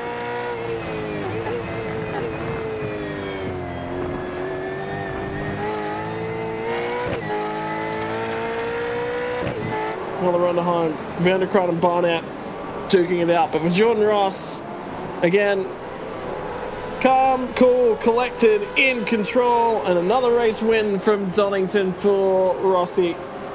Darren Lobb will pick up P2 and Wayne Walker home in 3rd. Then we wait back to Ken Latta home in 4, 6, 7 seconds back from these guys. Mark Poynton really ran him down. Got that margin down to 7/10 of a second. The final couple of laps, 16 spots to 5th. Justin McLean, Michael Whiting, Vanderkruijt and Barnett. And then Luke Orman's going to round out your top 10. Another driver who've made decent grounds there tonight. Chad Lewis will have to settle for 21st though. Across the line in this battle pack, which got all kinds of mad there at the end. It'll be Michael Stewart who actually jumps up to the front of it, ahead of McKnight, Latham, and Brad Doble, Travis Hunt, and Matty Parker. And just like that, we more or less quickly and quite rapidly knock off just about everyone finishing this race on the lead lap, that is. with Jeff Thomas officially back on the lead lap by about 5 seconds or 6 seconds. I'm just waiting just to see if there's any cars that jump about on the standing sheet. That is true. We'll wait to see. I don't see any flags that might suggest it, but here we go as they come across the line. Incident points, actually. The only one I can tell you, there were 3 drivers on 16 incident points. They were 1 point away from a penalty, I believe. Yeah, 1 point away from the penalty. And I can confirm Chad Lewis, Stephen Banks, and Matty Parker all on 16. So there will be no further penalties.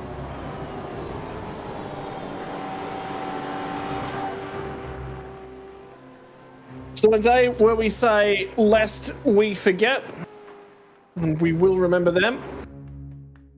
It was a race of some note, some importance, just prior to the halfway mark of the season. What was scheduled to be the halfway mark of the season, as well as we'll now go ahead to using our backup date.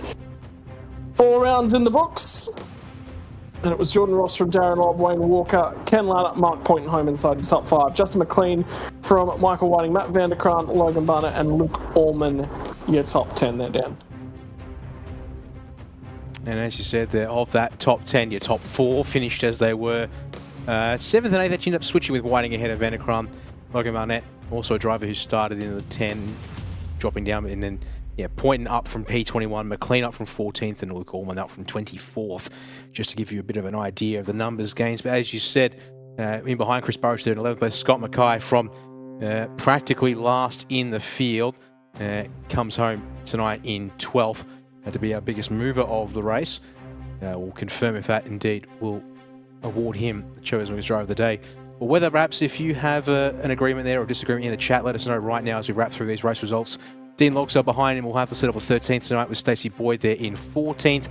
Leading home Stephen Kennedy in an awfully close margin there, along with Troy Stonestreet at 15th and 16th. Then little gap back to Damien Cairns, who in turn has a bit of breathing room to Stephen Varga for 18th place. And then it was Jonathan Gallen and Greg Sharp going to round out your top 20 tonight with a little bit of room to themselves. And then we get to the crazy place that was the 20s at the end of this race, Scott. Yeah, Chad Lewis from Michael Stewart. Shall we know John Latham hit the wall, unfortunately was inside and challenging to the back end of the 10, but falls to 24th. Brad Doble. Travis Hunt recovered after being off the lead lap to 26, so he'll at least take that one. Dean Favell rotated twice inside the final 5 laps. God, that's going to be frustrating. He was a very quick ejection from the race server, I can tell you. He was out of the car and out of the server as soon as he could. Matty Parker, Tim Nicol, and Scott McCune home in 30th. He was also backwards and on the grass.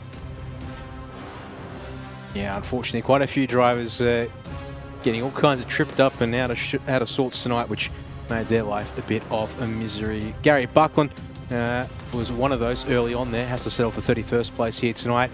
He had a David Nash there with that late drive-through from iRacing incident points, consigning him to 32nd place, and then David Kirby multiple times on the radio, and then we caught the incident there with Matty Parker towards the end, and has to slide all the way back to 33rd.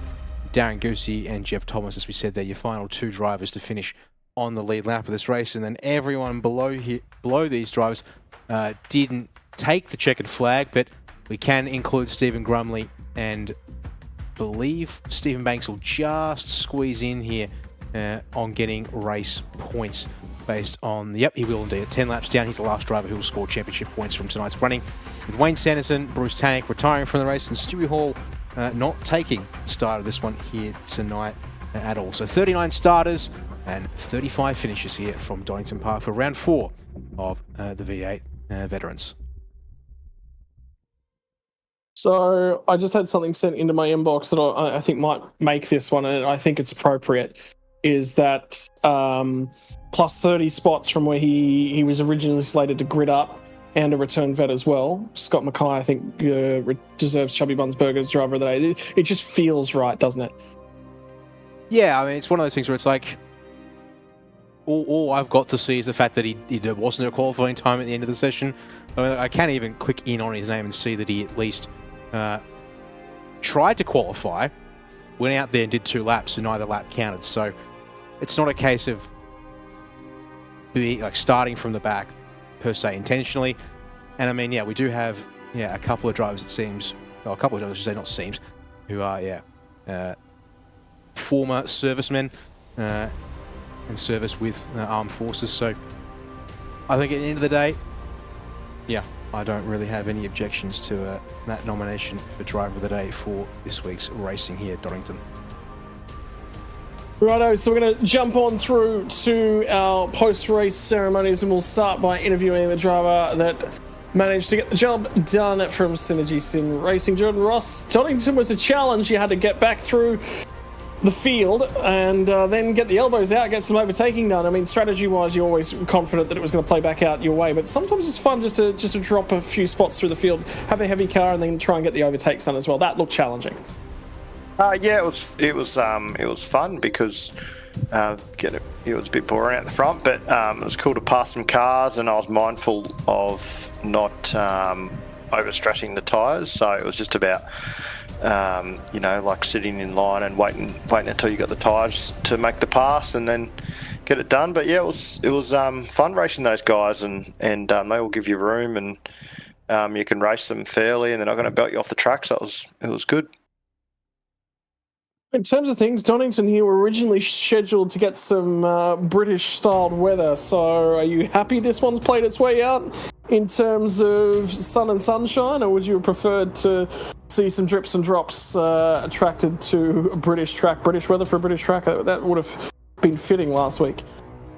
Yeah, I think everyone's looking forward to racing in the rain, but because it's Anzac round, they decided against it to see all the awesome Anzac liveries, which I think is a fair call, considering the occasion. So, but yeah, I'm sure a rain will be coming up in the near future, so I'm looking forward to that. Mate, in terms of things, it's looking in control again this season. Is there a last to first challenge coming our way at some point for a little bit of fun, something different to try? Maybe we'll see, mate. It's a little bit harder doing it that way, but I might have to. But no, these guys are fast, and you got to I respect them all. They're like Darren and Wayne were actually quite quick there at the end, and they looked after their tyres really well. They were keeping with me on lap times, so I just managed to get a little bit of a break on them at the start of the stint, and but from there they're all over me. So I don't think I could do a last to first and be confident of getting a podium with these guys. They're too quick. Mate, and finally, floor's all yours to give any thank yous and shout outs you'd like to hand out. Mate, yeah, just good to see the series acknowledging Anzac Day. Obviously, it's a huge day for Australia and New Zealand to remember. My granddad was in World War II in Egypt, so it's a good time for us all to reflect, and there were some really cool Anzac liveries out there tonight. Unfortunately, Hobbo was on holiday, so I wasn't able to get an Anzac livery going. I would have liked to, but we'll save it for next year. And of course, thanks to you guys, organisers, and congrats to Darren and Wayne for the podium. And congratulations on getting the victory here tonight. Go off and enjoy with the boys.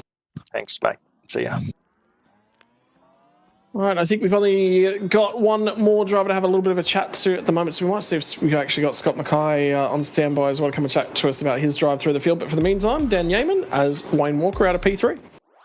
That'll do indeed, and welcome up to the booth once again here, Wayne. Third place tonight, and a good run for you there at the end of the day. Not quite able to get past Darren Lobb at the end. What would it have taken to try and get P2 at the end, do you think, tonight? I think tonight probably third was the best I could hope for. I could stay with him, but I just couldn't get close to make a move at all. So yeah, P3. I'm happy with P3.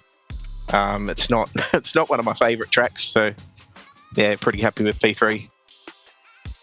Yeah, no, that's good to hear there indeed, and just obviously heard it from Jordan, of course, being here right before Anzac Day, and yourselves at Accelerate Sim Racing, one of many teams to prepare and run a special paint for the event. Actually, you see it obviously here. You take a time to actually look at the car a little closer there. Actually, specifically making note of Damien Cairns and Mark Horton for their service with Australian Armed Forces. But yeah, on the eve of it all, and yeah, taking a moment to reflect and all. Yeah, tough track as you said. yeah, what were sort of any sort of particular good moments for you? You think that were hitting some high notes there, or moments that were a real challenge in particular? I think when the second safety car come out, was it the first one? I don't know. It was deciding whether to pit or not, because even pitting then, we didn't have enough fuel to go to the end. But yeah, pitted, and then later on we had another safety car and was able to do a quick stop and get back up into third. But yeah, a few sort of moments where wasn't really sure what to do, and yeah, pretty much just followed Jordan and Darren in front. Yeah, well, worked out for you well in the end, and I guess, yeah, just maybe a case of what could have been if something was slightly different for you there tonight. Well, things will go to Barber Motorsports Park next week for round 5 of the season. Another track that's going to have a lot of flow requirement to it. Is that going to be something you look forward to? Is that going to be another tricky one, you reckon, a bit like what we saw here tonight at Donington? Yeah, I think it's going to be another tricky race. It's not, with all the ups and downs, it's not the easiest track, but it's a track I like, so hopefully I can be up near the front again next week. Yeah. Well done there tonight once again, Wayne. Who do you want to thank for helping you get it done in the 217 for this week's race? Just the whole league. Race control, all the stewards, everybody who sort of puts this together. You guys in the broadcast booth, you do an amazing job every week as well. All the other competitors, without them it wouldn't be possible either. And then all of our sponsors, Abbey Timber, Primal Wheels, Box and Lock Narang, and Modern Deck, and my teammates as well. They help out with sort of getting me up to speed on tracks and that as well.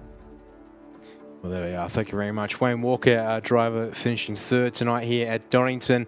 And a quick shout out to Darren Lobb finishing second, who's had to bail Scott due to the fact he's apparently a busy man taking an early plane for travels out of New Zealand. So that'll be why we haven't had a chance to hear from him tonight. But all the best with that, Darren. And just quickly, of course, wrapping up to shout out, of course, Scott Mackay, who we are going to award Chubby Buns Burgers Driver of the Day to for Sevings round, which by my results, which only factor in the Vets drivers here tonight, 28 spots gained, which means starting from stone cold 40th of our V8 drivers, and remembering that 39 of them actually took to the start, so that was indeed the very last driver on the grid here this evening. And well, with that there, Scott, that just about is a wrap for tonight, but what I will quickly do is bring up provisional championship standings. Of course, do note, folks, that these standings don't include some of the bonus points and any penalty points issued tonight, but for Jordan Ross, of course, that means extending the championship lead. Yeah, well, I mean, obviously winning, getting laps led, getting the fastest lap of the race, qualifying on pole, he's ticked a lot of the boxes. The only one he hasn't ticked is being on Zoom effectively as well. In actual fact, I'll take a quick look through the field. I will tell you, there was no drivers tonight who picked themselves up a clean incident point free race bonus point as well. So that one was the other bonus point that did go begging, unfortunately. But Ken Latta moves his way into second spot, and Lob has gone chasing. Wayne Walker's up the field as well, and a few movers and shakers a little bit further down. I can tell you as well, we actually just got on standby. Scott Mackay is going to come quickly chat to us about his driver of the day entry as well as we tick on through. And for Scott, unfortunately, few issues in qualifying, had to start from the rear end of the field. But that probably made for a more exciting race. Was most of it done out on the racetrack, or was a lot of that just in strategy, doing something different to those around you? A bit of both, Scotty. It's like a shock in qualifying. Just couldn't control the rear end of it. I made a few quite a lot of spots up in one corner. Actually, I think I went around about 5 cars on the outside of the hairpin. But in the first couple of laps there, but I think most of it was just in the pit stops. I think getting some clear air and doing some fast laps with a bit of clear air, and I think that made the difference. But then the second pit stop I put about 10 litres too much fuel in it. Should have been a bit better. It could have been a bit better, mate. I think it was good enough. I don't think it needed to be too much better. Mate, interesting old one. I mean, obviously this is quite an important week as well for you and anything. Is there any words that you'd like to share heading into Anzac Day tomorrow? Like I said a little bit earlier on in the piece, actually, I'll be heading to my first dawn service for a very, very long time, so I'm getting in and around it myself. So, yeah, I'll be up early in the morning, heading out into Hampton for a few beers after 5 o'clock service or 6 o'clock service. But, I think if I want to say anything, it's all the organisations out there that do all the work to get Anzac Day up and running each year and put the word out there, and all the people that not the people that aren't veterans that get out there and support it is fantastic as well. It's good to see. Righto, thank you very much for your time, mate. Congratulations on the result. Let you enjoy the rest of it with the team as well, because I know they were all very, very chuffed with the result for you. So, cheers, Scotty. The size of the ball can stop now, I think.